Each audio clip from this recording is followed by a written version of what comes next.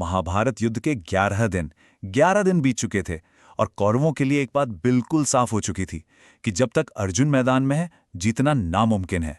तो 12वें दिन एक ऐसा जाल बिछाया गया जिसने युद्ध का रुख हमेशा के लिए बदलने की पूरी तैयारी कर ली थी। तो इस पूरी योजना के सेंटर में थे संसप्तक। ये कोई आम योद्धा नहीं थे।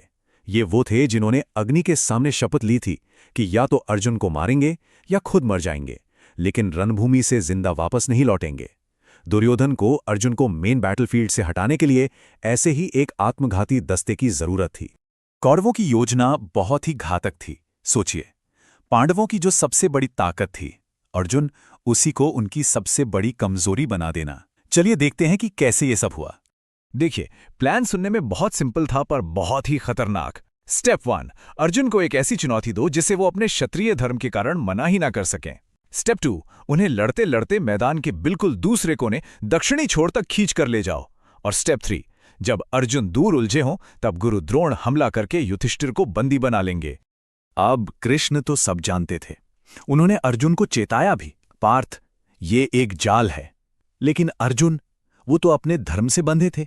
उन्होंने कहा, केशव, एक योद्धा को जब ललकारा जाए तो वो मुंह नहीं मोड़ सकता। और बस इसी के साथ कौरवों का प्लान का पहला हिस्सा कामयाब हो गया। तो आप सोचिए, रणभूमि 2 हिस्सों में बंट चुकी थी। एक तरफ अकेले अर्जुन और दूसरी तरफ एक पूरी की पूरी सेना जो सिर्फ मरने और मारने की कसम खाकर आई थी।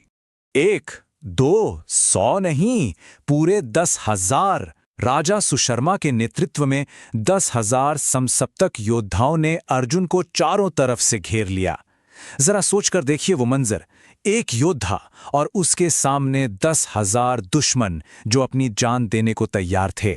संसप्तकों ने तीरों की ऐसी बारिश की कि आसमान काला पड़ गया, लेकिन वो भूल गए थे कि सामने कौन है। तब अर्जुन ने अपने दिव्यास्त्र चलाए। इंद्रास्त्र, वायव्यास्त्र, बाणों का ऐसा तूफान उठा कि दुश्मन सेना पत्तों की तरह बिखर गई।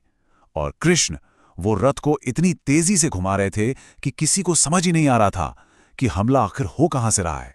अर्जुन हजारों का संहार कर चुके थे, पर संसप्तकों की लहरें थीं कि थमने का नाम ही नहीं ले रही थीं।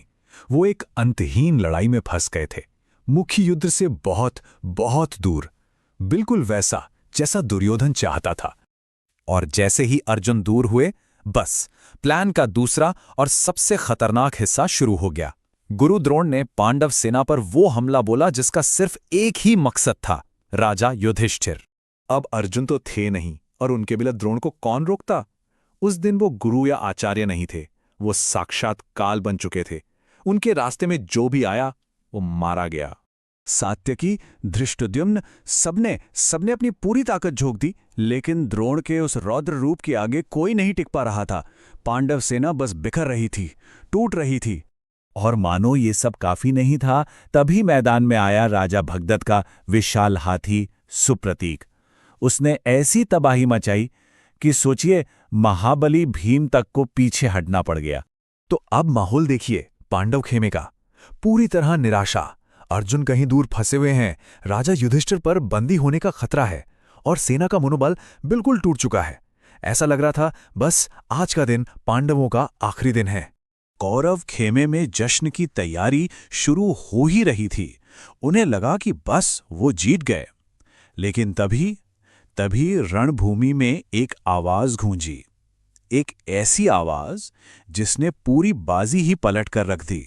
वो आवाज थी दूर से आते अर्जुन के शंख देवदत्त की। ये उनकी वापसी का ऐलान था। और उस एक आवाज ने निराशा में डूबी पांडव सेना में जैसे जान फूंक दी। और फिर सबने देखा, बिजली की रफ्तार से कृष्ण और अर्जुन का रथ वापस लौट रहा था।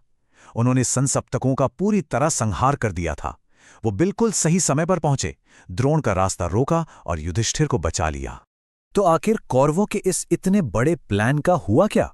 पहला हिस्सा तो काम कर गया, वो अर्जुन को दूर ले जाने में कामयाब हो गए। लेकिन उनका जो असली मकसद था, युधिष्ठिर को पकड़ना, वो बुरी तरह से फेल हो गया। अर्जुन ने आके पूरी बाजी पलट दी। 12वें दिन का सूरज तो डूब गया, लेकिन दुर्योधन का गुस्सा 7वें आसमान पर था। एक और योजना नाकाम। पर अब सवाल यह था कि क्या 13वें दिन वो एक ऐसा जाल बुनेगा, एक ऐसा चक्रव्यूह जिससे निकलना पांडवों के लिए नामुमकिन हो